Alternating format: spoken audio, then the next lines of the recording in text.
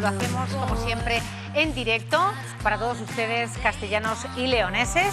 Y vamos a abrir hoy nuestro programa hablando, como siempre lo hacemos, de la actualidad que nos lleva hasta Ávila, hasta la cárcel de Brieva, porque en el día de hoy se ha dictado auto por el Juzgado de Vigilancia Penitenciaria de Castilla y León número 1 para llevar a cabo un programa de atención especializada fuera del centro penitenciario de Ávila, en la cárcel de Brieva, que estamos viendo imágenes, al amparo del artículo 117 del reglamento penitenciario. Iñaki Urdangarín va a desempeñar labores de voluntariado en una ONG religiosa de Madrid. El exduque de Palma cumple condena por corrupción en la cárcel de Brieva en Ávila desde el pasado 18 de junio del año pasado.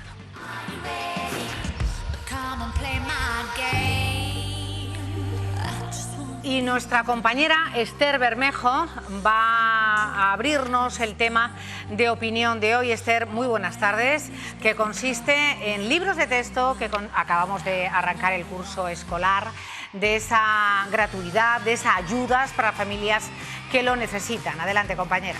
Sí, buenas tardes, Cristina. El inicio de curso, ya sabes, que siempre supone un pellizco en el bolsillo de las familias con niños. Y queremos saber cuánto nos hemos gastado por los libros de texto, porque en unas comunidades pagan unos dineros y en otras otro. Y qué sistemas, qué programas de ayudas tenemos.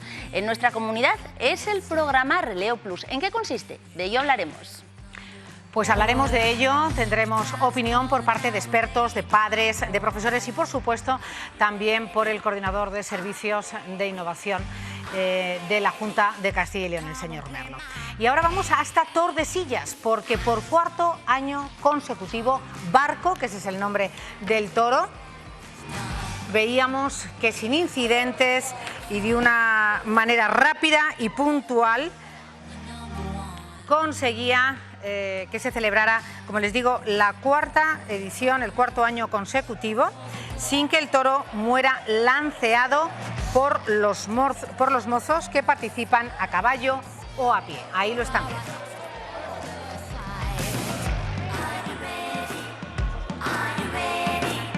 Y de Tordesillas a Los Ángeles, ahí es nada, un lugar ideal que destaca por tener un clima estupendo. En invierno la temperatura media es de 18-20 grados y la mejor época para viajar, como ya saben, es en primavera. Hablaremos con nuestro experto de este lugar de destino, Los Ángeles. Más temas en nuestro sumario. Comenzamos.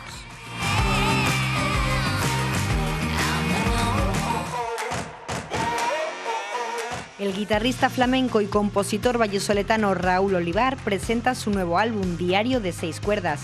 Será el domingo 29 de septiembre en el Teatro Calderón de Valladolid, pero hoy tendremos la suerte de contar con él para todo Castilla y León en el plató de Vamos a ver.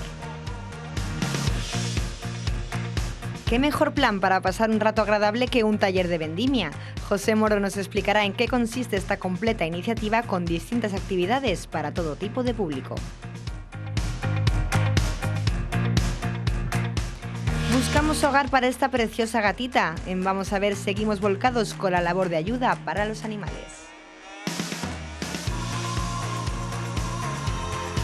Bueno, pues comenzamos con esa noticia que hoy conocíamos desde primera hora de la mañana, ese auto accediendo a ese programa de Iñaki Urdangarín en una ONG religiosa. Vamos a ver este vídeo y después comentamos.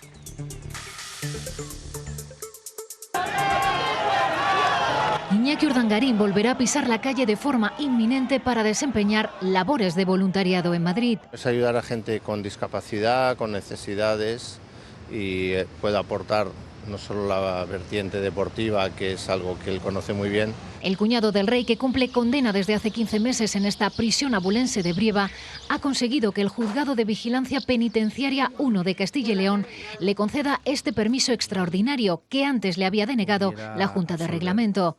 El Ministerio Fiscal también se había opuesto, pero el juez justifica la medida para evitar la desocialización del exduque de Palma por la soledad de su aislamiento. La decisión del juez es muy contundente. El aislamiento es lo peor. Urdangarín es el único reo hombre en esta cárcel de mujeres, optó por este aislamiento precisamente para preservar su intimidad. La escritura, el deporte y la meditación han ocupado su tiempo. A partir de mañana, dice el juez, puede viajar a Madrid 2 días por semana que faltan por concretar. Fuentes consultadas por este medio explican que es el propio personal de la ONG el que se encarga del desplazamiento. ¿Iñaki podrá disfrutar de su familia en Navidad? Esto ya es algo difícil de prever. En diciembre, cuando haya cumplido la 4ª parte de la condena, podrá disfrutar de permisos ordinarios. Pues el juez de Vigilancia Penitenciaria, que además es colaborador de este programa, el magistrado Florencio Marcos, que es el titular de este juzgado de vigilancia, accedía, como decían nuestros compañeros, al amparo del artículo 117 del reglamento penitenciario. Un matiz. Se habla de que es el reo, o es en este caso el que cumple condena, el que decide dónde hacerlo. Sí, en principio, sí es el reo el que decide, pero la elección del régimen de vida no es una decisión, en este caso, del señor Urdangarín. Por el contrario, es una decisión no del interno, sino de la legislación penitenciaria, y es impuesta imperativamente por la Administración. Lo digo porque parece que es vox populi, ¿no? Que siempre el interno, en este caso también el señor Urdangarín, ha elegido esta cárcel porque era una cárcel de mujeres, porque él estaba solo. Para nada.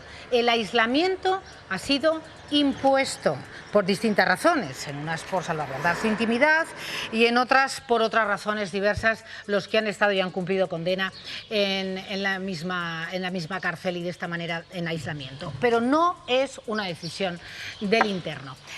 Tenemos con nosotros también a nuestro colaborador habitual, letrado Santiago Díez. Muy buenas tardes, Santiago. Hola, buenas tardes, Cristina. Buenas tardes. Hacíamos esta pequeña puntualización porque es así. Los internos pueden pedir, pero el que acaba decidiendo es el Estado, la Administración. Bueno, los internos lo que pueden elegir es en qué cárcel entran. Claro. No en qué cárcel se mantienen. Ahí está. Ellos pueden entrar por la puerta de cualquier prisión, pero luego es instituciones penitenciarias quien decide mantener esa prisión o cualquier otra. Efectivamente. Vamos, no lo digo porque... Eso es ahora y siempre ha sido así. O sea, uno decide dónde entra. Puede entrar en cualquier prisión, pero luego el mantenimiento de esta persona en esa prisión o en cualquier otra, o su desplazamiento a otra prisión, depende de instituciones penitenciarias. Efectivamente. Lo digo porque el Juzgado de Vigilancia Penitenciaria hacía mención a esa situación de aislamiento para revocar la decisión de la Secretaría General de Instituciones Penitenciarias y también en contra de la decisión del fiscal para conceder este permiso de voluntariado, del programa de voluntariado. Claro, lo que hace el juez de vigilancia es ponderar los intereses en juego. Estamos hablando de una persona que lleva ni más ni menos que 1 año y 3 meses sin ver a otro interno, por decirlo así. Es decir, él está solo en un módulo, él sale al patio solo, las condiciones son realmente absolutamente excepcionales, sin lugar a dudas. Y además condiciones que son muy gravosas y que no tienen parangón, vamos. Es decir, ha habido 3 casos en España o 4 en similares circunstancias y son todos porque han sido altos cargos de la seguridad del Estado y, por tanto, evidentemente corría riesgo su vida en un régimen normal, ¿no? Que es el segundo grado en el que está Iñaki Urdangarín y en el que se tendría que relacionar con otros presos, tendría que estar socializado con otras personas, es decir, ver a sus iguales, por decirlo así, en un régimen normal. El tema es que en esta situación de aislamiento absoluto, pues ha primado que efectivamente, como lo habilita la ley, a que determinados presos, siempre que se cumplan una serie de requisitos, puedan tener un programa individualizado, un programa que es de régimen penitenciario, está previsto en la ley, como es el artículo 117, y en los cuales, pues efectivamente, se permite, para el común de los presos que estén en segundo grado se permite eso, pero para... como dice el juez de vigilancia, en este caso estamos ante un caso todavía más excepcional, porque estamos ante una persona que está privada de cualquier tipo de relación el 99% del tiempo, excepto en los vis a vis y excepto en las visitas que pueda tener, de estar con personas a su lado. Fíjate, Son los Santiago, presos. que el aislamiento como forma de cumplimiento de pena está proscrito, además, por la normativa internacional. Hay Sí, que bueno, también absolutamente. Es una...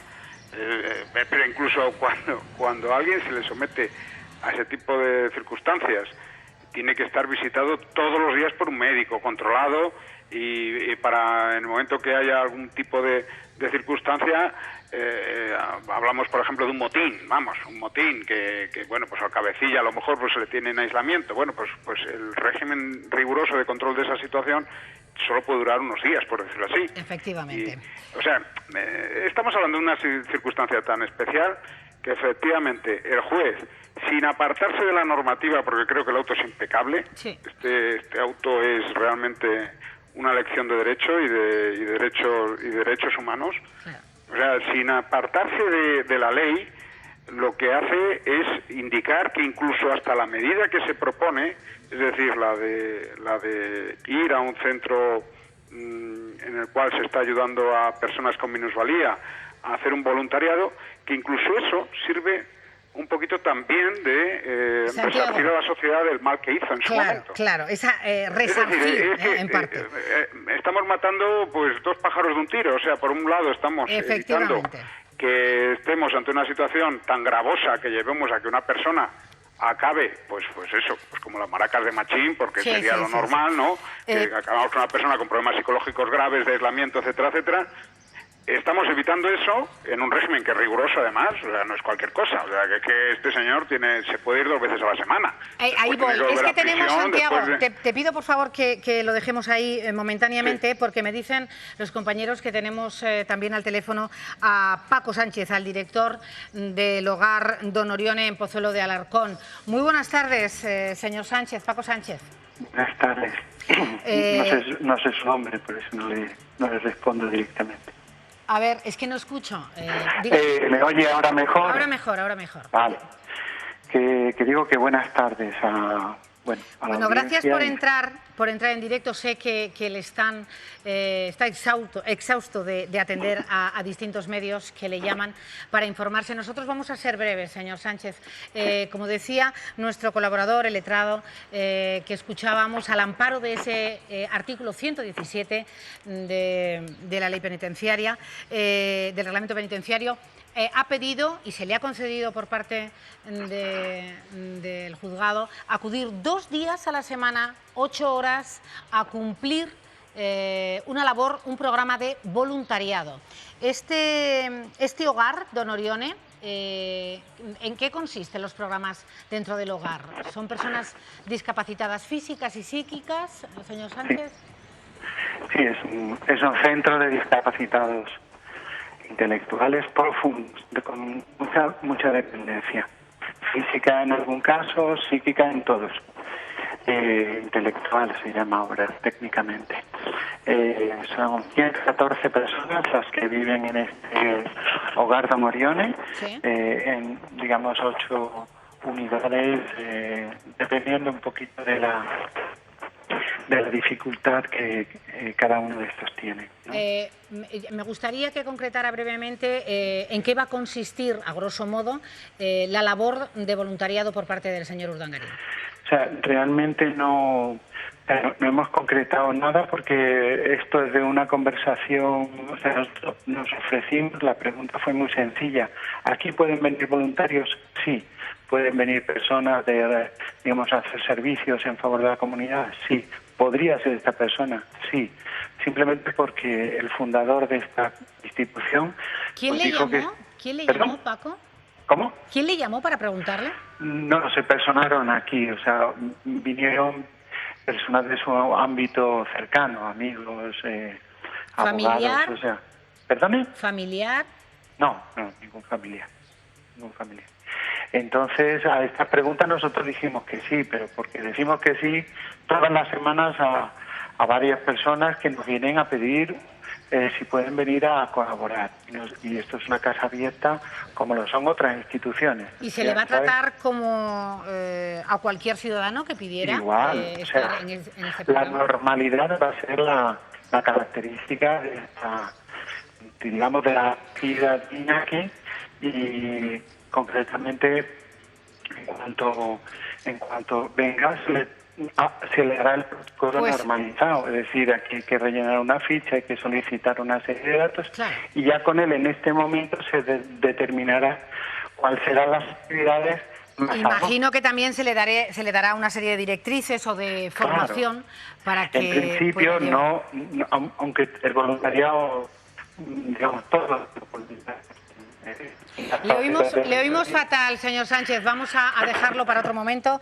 Agradecemos la amabilidad, pero es que el sonido es tremendo. Gracias. De acuerdo. Paco Sánchez, director del Hogar Don Orione, donde va a comenzar ese programa de voluntariado. Santiago, para finalizar, al amparo de ese 117, que sin duda al juzgado de vigilancia penitenciaria le ha extrañado que se marcara sobre ese artículo y no sobre el 100.2, que es lo acostumbrado, que tiene más posibilidades de movimiento, incluso de ir a trabajar de lunes a viernes, pues se han acogido el abogado a esta petición mucho más constreñida y de tan solo 2 días durante 8 horas. Bueno, la verdad que para el caso concreto que estamos hablando, lo mismo me da que me da lo mismo. O sea, es decir, que la consecuencia podría haber sido la misma vía artículo 100.2 o bien artículo 117, con lo cual estamos hablando de artículos que permiten soluciones mixtas en presos, en este caso en internos clasificados dentro del segundo grado. Con lo cual, bueno, son cuestiones técnicas que eso no quiero que la audiencia le supera las cuestiones técnicas de si pone un artículo por otro. El caso es la finalidad del asunto, es que un interno de segundo grado que no tiene una especial peligrosidad social, que bueno, pues no va a haber riesgo de fuga, obviamente, porque va a estar más controlado. Bueno, y que estaban en una situación vital, y que estaban en una situación tan gravosa, pues evidentemente, es que leyéndose uno el auto es que es tan impecable que la verdad que el trabajo del juez de vigilancia penitenciaria número 1 de Valladolid ha sido... Desde aquí le felicitamos una vez más. Pues con una precisión jurídica tremenda, y creo además que será difícil de revocar por parte de nadie a la vista de las circunstancias del reo. Pues un abrazo, Santiago, nos vemos pronto. SDS Legal Abogados, gracias. Muy bien, muchas gracias. Feliz tarde. Venga, igual, hasta luego. Bueno, pues dejamos ahí esa actualidad que conocíamos, como les decía, a primera hora del día de hoy, ese auto dictado por el Juzgado de Vigilancia Penitenciaria número 1 de Castilla y León. Y vamos con nuestra compañera Esther Bermejo, porque hoy en el programa vamos a hablar de un tema que a ustedes seguro que les interesa. Acaba de comenzar, como quien dice, el curso escolar, Esther, y hay muchos libros que cortar. Sí, Cristina, inmersos, como bien dices, estamos en el curso escolar y muchos padres han visto en septiembre su particular cuesta de enero por el desembolso que este supone. Porque, ¿cuánto cuestan los libros de texto? ¿Qué diferencia hay entre unas comunidades y otras? ¿Qué desembolso hemos hecho y dónde hemos acudido a comprarlos? Vayamos, como siempre, por partes. Según el portal Ahorra en Libros, hemos pasado de una media de gastarnos 209 euros en 2018 a 270 euros en 2019 por estudiante. Los libros de enseñanza obligatoria han subido un 1,6%. En el extremo más barato, ¿lo vemos? En el extremo más barato encontramos los libros de educación infantil con una media de 226 euros por estudiante y en el lado contrario los de bachillerato, que pueden ascender hasta 290 por persona. Analicemos los precios por comunidades porque, como vemos, no es igual en todas. Según iAhorro, lo encabeza la Comunidad Valenciana, con 207 euros, seguida por el País Vasco y Cataluña. Los más baratos estarían en Castilla-La Mancha, Extremadura y la Comunidad de Madrid. 3 comunidades autónomas ofrecen libros de texto gratuitos: Andalucía, Navarra y Comunidad Valenciana. Madrid ha puesto en marcha este curso también un sistema gratuito a través del sistema de préstamo de libros universal, es decir, independiente de la renta. Porque en Castilla y León disponemos del programa Releo Plus, que pueden solicitar familias que tengan una renta inferior a un umbral establecido. Unos 75.000 alumnos se benefician de él. ¿Y dónde tendemos a adquirir los libros? Lo vemos. Internet y las nuevas tecnologías es el medio más empleado. Lo siguen las librerías, los centros comerciales y el colegio e instituto. Sin embargo, el que se ha disparado es el mercado de libros de texto de segunda mano, una alternativa a la que cada vez recurren más familias. Las de Madrid, Andalucía y Canarias son las que más apuestan por ello y las más reticentes, Navarra, La Rioja y Cantabria. Dicho todo esto, ahora sí, lo que queremos saber es qué opinan desde las asociaciones de padres, de profesores y desde el gobierno regional sobre los libros de texto en Castilla y León. Pues efectivamente, en ese punto nos encontramos. Gracias, compañera, por esa exposición aclaratoria de la situación, de ese diagnóstico ante el que nos encontramos. Y vamos a ver el siguiente vídeo.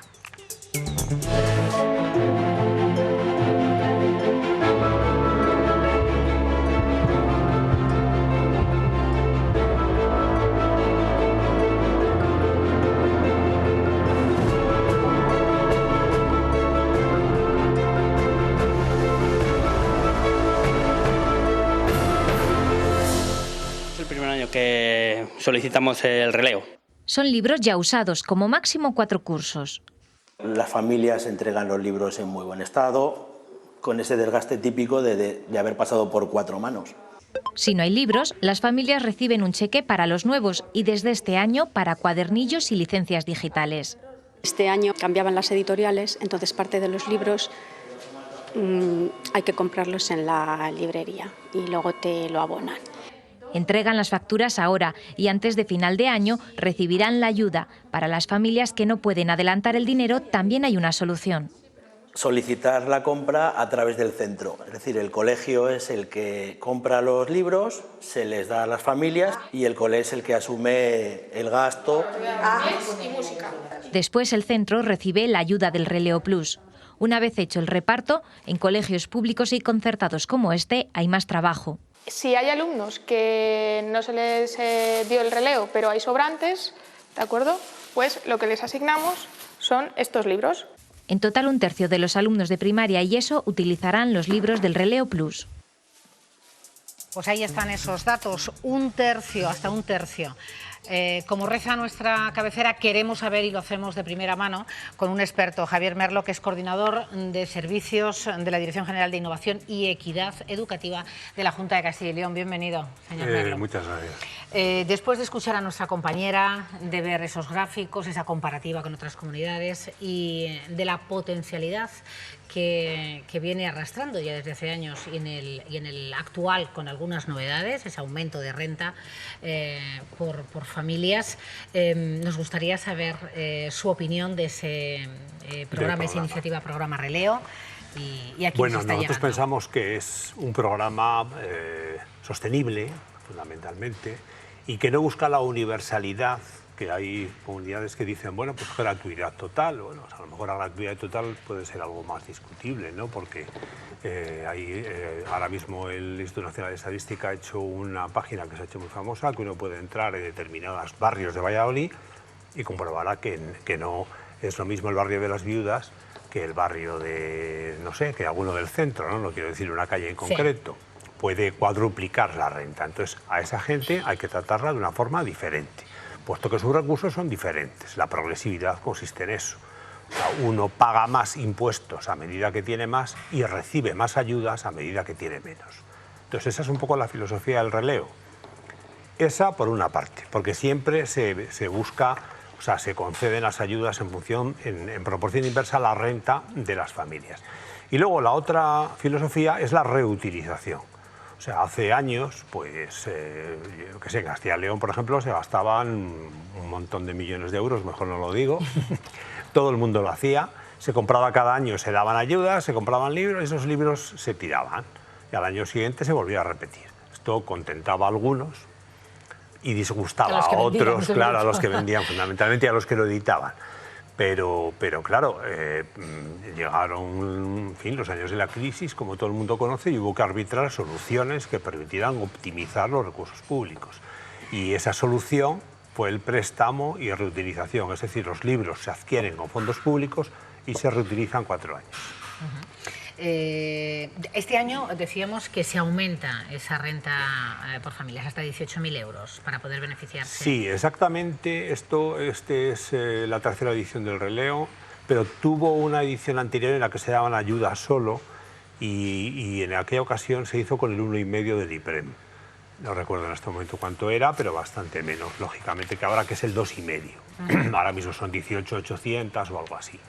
En aquella ocasión, como ya se optó por dar las ayudas enteras, es decir, cada familia recibe todos los libros que necesita. Libros, cuadernillos, todo el material que necesita. ¿Todo? Sí, con lo cual le podemos obligar, entre comillas, a devolverlos. Bueno, entre comillas, ¿no? Es decir, la condición que le ponemos para poderlo financiar es que lo devuelva al centro. Y además lo devuelva en buen estado, con lo cual además potenciamos, en fin, el cuidado por los libros y el respeto por los demás, la solidaridad, etcétera. Y pues un poco esa es la filosofía. ¿Y la dinámica de este tipo de ayudas, señor Merlo, empezaría con el banco de libros? ¿Se acudiría primero al banco de libros? Sí, se creó un banco de libros, por decreto, un banco de libros. En cada centro hay un banco de libros. Sí, pero es un único banco de libros de Castilla y León, es decir, tiene titularidad pública. Lo que pasa es que puede estar en centros públicos o en centros sostenidos con fondos públicos, es decir, concertados. Los concertados. Porque el beneficiario es el alumno o la familia del alumno que tiene menos de un nivel de renta determinado. Por eso no distinguimos entre un tipo de centro u otro, cosa que de otra forma sería muy difícil de hacer. O sea, aunque resulte sorprendente, hay en fin, centros concertados en los que la renta pues es incluso de las menores de Eso también está bien aclararlo, ¿no? Por prejuicios que se puedan tener. Primero se acudía a ese banco de libros, si ahí no están los libros necesarios por determinadas razones, ¿dónde se va a pedir? Una vez que se determina el nivel de renta, a partir del cual o por debajo del cual van a ser beneficiarias las familias, se acude en primer lugar al banco de libros. Y si no hay suficientes existencias, entonces antes incluso de que acabe el curso, las familias ya saben en una preasignación que se hace qué libros van a necesitar. Entonces esos libros que van a necesitar los adquieren en las librerías. En las librerías, porque muchas veces tenemos también, o sea, a veces ha existido, digamos, sobre la mesa la posibilidad de hacer una compra centralizada. Para la administración sería estupendo eso, ¿no? O sea, yo compro a una editorial los 10.000, 20.000, 50.000 libros que necesito y obtengo un precio muy ventajoso. Pero estoy perjudicando a un tejido empresarial, que es el de las pequeñas librerías, que consideramos muy importante, ¿no? O sea, me asombro y me asusto de ver ese gráfico de que ya las ventas online son el 40%, porque es un gran problema de las librerías. O sea, no quieren tampoco perjudicar a ningún gremio, ¿no? Entonces ellos lo compran en la librería, generalmente, que tienen al lado del centro, que tiene ya justo los libros que necesitan, y lo del cheque es una verdad a medias. Se les hace una transferencia, una vez que demuestran con la factura que han adquirido esos libros, se les hace una transferencia en la cuenta corriente que indican. Perfecto. Y así se solucionaría... Y así se soluciona al menos la necesidad de libros de texto de las familias que lo necesitan. Insisto, es decir, nosotros sí que existe la intención y de hecho... Antes creo que me lo dejaba en el tintero. Empezamos con el 1,5, luego fuimos al 2, luego fuimos al 2,5 y este año se ha subido, se ha visto en el reportaje que la media de libros, por ejemplo, en secundaria son 300 euros. Nosotros damos 350. O que la media de libros en primaria es 240 euros. Nosotros damos 280. Y está incluido absolutamente todo. Es decir, es una ayuda generosa. En educación primaria. En primaria, en secundaria 350, claro. Para que quedara solventada primaria, secundaria y entiendo que la FP básica, ¿no? Sí, sí. Otro cantar sería infantil, bachillerato y FP superior. Infantil de momento no está contemplado. Porque no es obligatorio. Educación especial sí. Y luego hay ayudas específicas para bachillerato. Y hay ayudas específicas para FP de grado medio. Y, o sea, es decir, es que esta es una línea de ayudas, tenemos 5 o 6 líneas de ayuda para dispositivos digitales, transporte obligatorio, enseñanzas posobligatorias, es decir, hay un montón de O sea, que todas las familias que están por debajo de ese umbral que se ha marcado pueden tener todo esto que usted... En materia de libros es así, en otras ayudas funcionan de una forma distinta. O sea, por ejemplo, muy brevemente en la de posobligatorio, es que es bachillerato, enseñanzas artísticas, FP de grado medio, de grado superior, etcétera, etcétera. Es decir, las que ya son posobligatorias, fuera de primaria y de eso, lo que se hace es pagar, fundamentalmente fomentando lo de la ruralidad, que es la idea un poco, ¿no? O sea, de los medios rurales, que el chico que vive en un núcleo de población rural pueda estudiar en el centro que tenga más cercano, para lo cual se le da un dinero para su residencia o para el transporte. Bueno, pero que nadie se quede sin estudiar. Igualdad de oportunidades, lo que siempre se busca. Igualdad de oportunidades. Y optimización de los recursos y públicos. optimización, que eso también es muy importante. Que eso además, perdona que haga un inciso, el otro día leía unas declaraciones, porque es que hay veces que hay un rifirrafe político y tal, bueno, pues de un consejero de una comunidad que en fin, no... ¿Que no viene al caso? Que no viene al caso, pero que decía, nosotros queremos hacer unas ayudas progresistas y progresivas que contribuyan a la sostenibilidad de los recursos públicos. Eso es exactamente lo que quiere hacer el Relevo Plus. Y lo que lleva haciendo. Y lo que lleva haciendo y lo que seguirá haciendo. Y lo que seguirá haciendo. En la comparativa respecto a otras comunidades, sobre todo las más limítrofes... Sí. Bueno, hay es decir, hay efectivamente alguna comunidad que desde el principio apostó por un sistema de préstamo, desde el principio, que fue Andalucía. Entonces Andalucía van adquiriendo los libros, digamos que no sé si cada 4 años, pero cogen y es la cuarta parte de los libros, ¿no? De tal manera que tampoco tienen que hacer un gasto más que de la cuarta parte o algo así. Sí. Y luego se han sumado algunas otras comunidades. Casi todas en este momento están en un modelo similar al de Castilla y León. Y además puedo decir, con conocimiento de causa, que esas comunidades que han adoptado esos sistemas muchas veces nos han preguntado cómo adoptarlo. Es decir, que hemos liderado un poco... hemos sido un poco ejemplo, ¿no? Sí, un poco pioneros, ¿no?, en el tema de combinar ayudas y préstamo y reutilización. Sí. Bueno, ahora me voy a ir, señor Merlo, a la mesa de debate y seguro que me van a comentar algunas cuestiones de gratuidad obligatoria, ¿no? Porque es un derecho constitucional. Claro, seguro que algo de esto va a salir. A mí me gustaría decir alguna cosa al respecto. Pues le puede decirlo ahora, antes de irnos, si quiere... Respecto a la gratuidad, lo que he dicho antes, es decir, en fin, ha habido épocas en las que se ha dado indiscriminadamente ayudas, todos recordamos alguna época reciente en la que se daba ayuda por natalidad, por ejemplo, a todo el mundo, ganase 1.000 o ganase 1.000.000. Eso no es progresivo, no es justo, no es solidario y además dilapida los recursos públicos.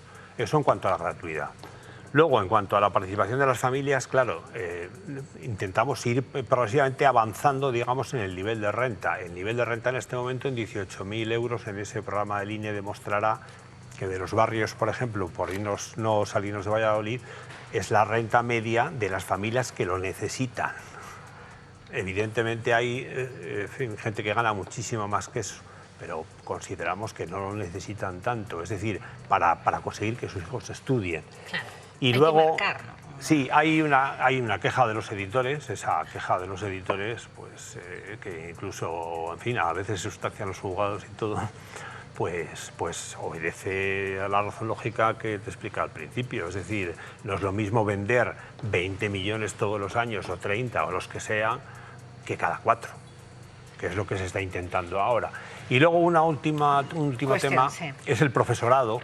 Esto supone, este programa supone un esfuerzo terrible para el profesorado y en la consejería somos perfectamente conscientes. Hay unas comisiones, hay una comisión en cada centro que se carga un poco de la gestión del programa y hay unas cantidades presupuestarias que se van calculando más o menos todos los años para poder gratificar de forma extraordinaria las horas que dedique el profesorado al relevo, ¿no? Eso ahora mismo está en torno a los 850.000 euros, o sea que tampoco es una propina. Pero ¿el profesorado de centros públicos solo tendría opción a ello? Sí. Sí, vamos, sí y no, es decir, es que esto ya son cuestiones de técnica jurídica. No, lo digo porque algunos se sienten que hay un agravio comparativo. La forma de retribuir al profesorado de centros públicos y de centros concertados es distinta y entonces eso es lo que puede causar alguna disfuncionalidad. Pero el objetivo es el mismo, uno a través de los módulos de los conciertos y otro a través de gratificaciones extraordinarias. Se trata de recompensar esa labor extra que hacen. Perfecto, pues eso es lo que pretendíamos, que nos quedara meridiano. Bueno, espero que haya quedado. Gracias, Vale. Javier Merlo, experto en el tema hoy a tratar con la importancia que tiene para las familias castellano-leonesas. Muchísimas gracias. Me voy al otro lado de nuestro plató, donde sí están padres, madres representados desde los dos sindicatos mayoritarios, también así de profesorado, digo, y también de padres y madres de colegios públicos y de colegios concertados. Está con nosotros David Moya, presidente de la Confederación de AMPAs de Centros Públicos de Castilla y León. Bienvenido, David, de nuevo. Buenas tardes. Y junto a él está Ángela Melero, que es presidenta de FECAMPA, Federación Católica de Asociaciones de Padres y Madres de Alumnos de Valladolid. Muchísimas gracias, Ángela. Cristina Lawens, que es de la Federación de Sindicatos Independientes de la Enseñanza, bienvenida. Y junto a ella está Isabel Madruga, presidenta regional de CESI. Bueno, hechas las pertinentes presentaciones, me gustaría una primera ronda, si les parece, de opinión sobre lo que el señor Merlo ha hablado, sobre ese programa Releo que cumple ya años. David. Bueno, nosotros lo que reivindicamos sería la total gratuidad de los libros de texto. Pensamos, como habéis estado hablando, que es un derecho constitucional. La Constitución dice que la educación básica es obligatoria y gratuita. Entendemos que así debería ser, independientemente del nivel de renta de las familias. Aparte que el modelo actual de este Releo Plus lo que hace es que no fomenta para los niveles de renta más altos de 2,5 veces el IPREM, que son en torno a 19.000 euros, no fomenta la reutilización de los libros, puesto que si una familia dona los libros al banco de libros de texto, eso no implica necesariamente que tengan que recibir otros libros.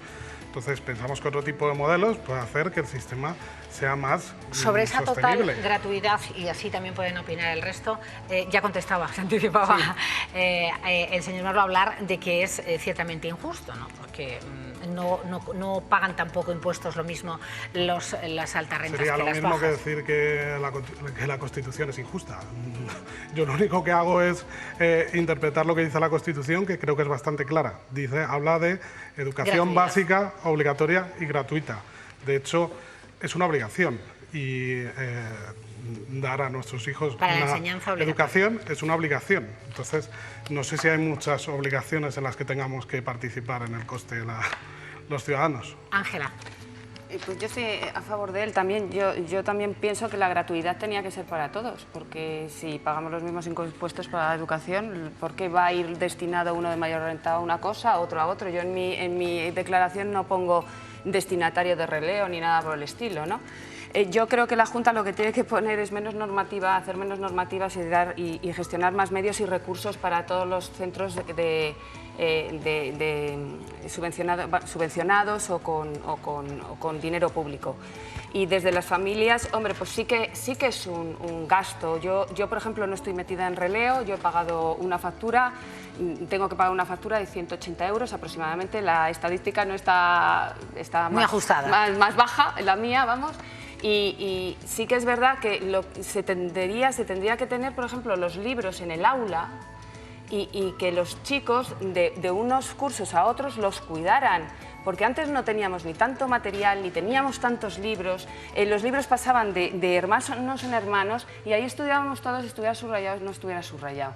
No creo que Lázaro Carreter haya cambiado tanto la lengua, de verdad, para que durante décadas hemos estudiado todos con Lázaro Carreter sí, eso sería también tela que cortar.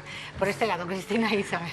No, vamos a ver, yo como representante de profesores, o sea, soy representante de FESI. Aquí están los padres y aquí los profesores. Yo soy representante de un sindicato, el sindicato mayoritario en la enseñanza concertada, con un 74% de representatividad en Castilla y León, y lo que sí que vemos es que el programa Releo funciona estupendísimamente, pero exige un trabajo extra a los profesores.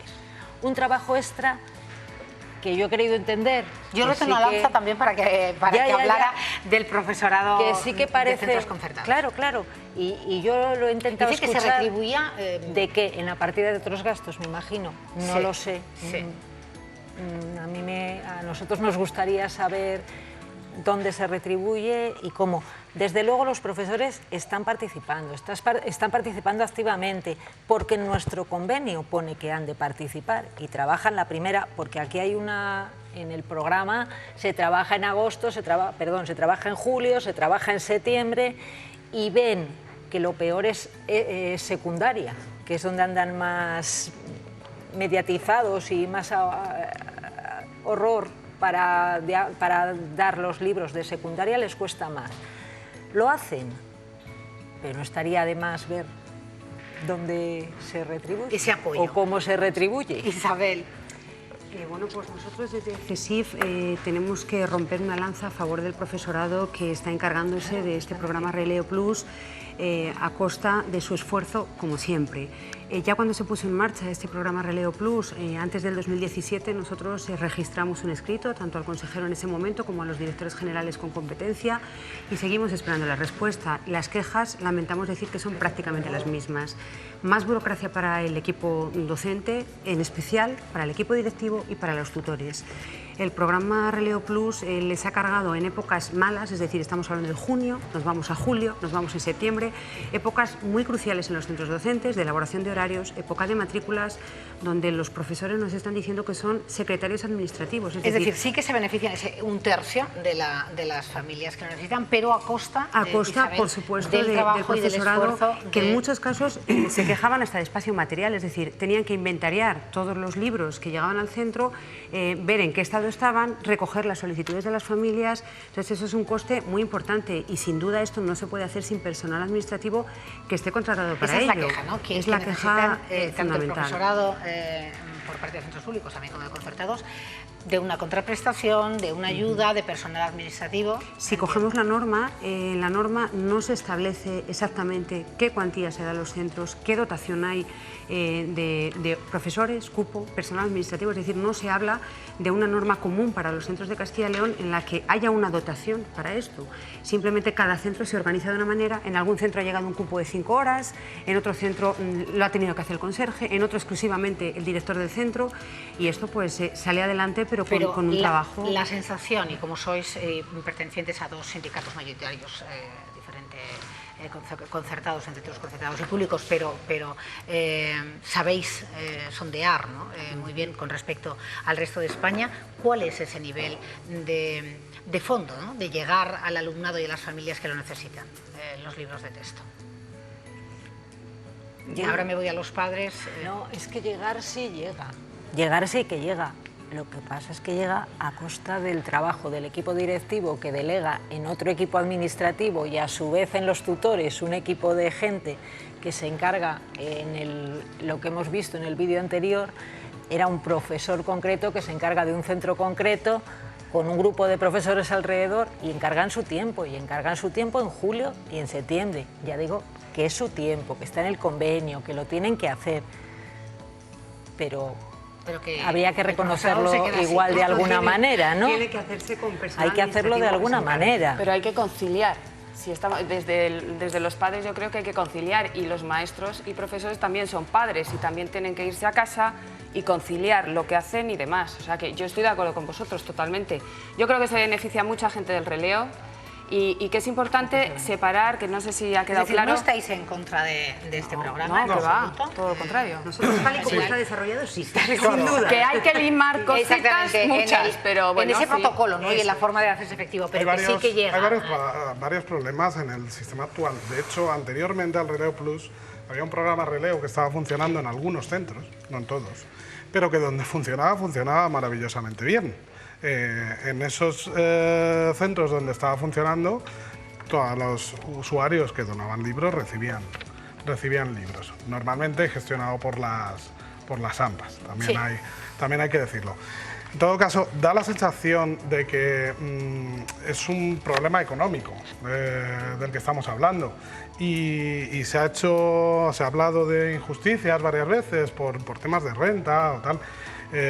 También hay que darse cuenta que hay, porque los libros de texto, bueno, parecen una necesidad, pero la realidad es que hay veces que no lo son. Hay centros, hay profesores que utilizan recursos educativos propios o facilitados por la Consejería de Educación y no hay libros de texto. Esas familias, su gasto es cero, sean receptores o no sean receptores, no sean perceptores del programa Releo Plus. Es decir, si tuvierais que plantear alguna cuestión que quedara clara después de esta charla, ¿cuál sería? Bueno, yo hago hincapié, nosotros lo que pedimos es la gratuidad. Están escuchando como para las autoridades competentes. Nosotros lo que pedimos es la gratuidad total de los libros de texto y creemos que además se puede fomentar el uso de... ¿Creéis que va a ser una realidad? Nos gustaría, de hecho en determinadas comunidades autónomas es una realidad. No hay gasto para las familias independientemente de su nivel de renta. Y entonces si otras comunidades autónomas lo están haciendo y sabemos que están fomentando además la utilización de recursos educativos que no sean libros de texto, ¿por qué no hacerlo en Castilla y León? Claro. Gracias, David. Entiendo, Ángela, que tú en el mismo sentido en el apoyas... mismo sentido. En el mismo sentido, es más, si luego se cambia el libro por la tablet, acaban imprimiendo el libro para tenerlo en papel.